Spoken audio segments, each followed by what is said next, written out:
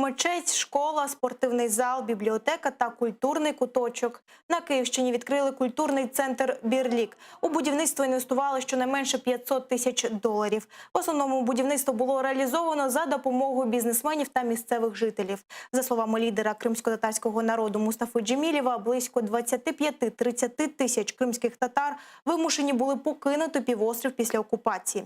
Ідея відкриття такого культурного центру є дуже важливою для збереження кримсько-татарської ідентичності, каже Джемілєв.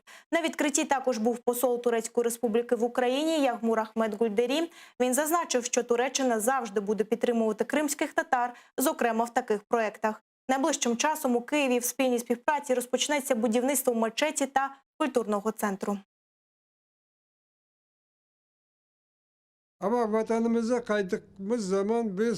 Коли Крим повернеться, ми повинні бути готові до повернення на батьківщину. Ці діти, які тут народились та виросли, повинні розуміти свою національну ідентичність, знати свою мову та традиції.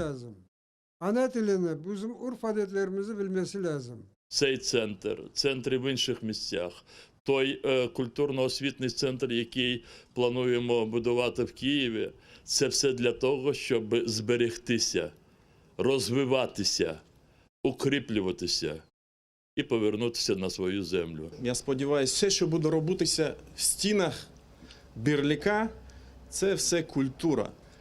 А серце цієї культури – це наша віра, це мечеть, іманımız, dinimiz.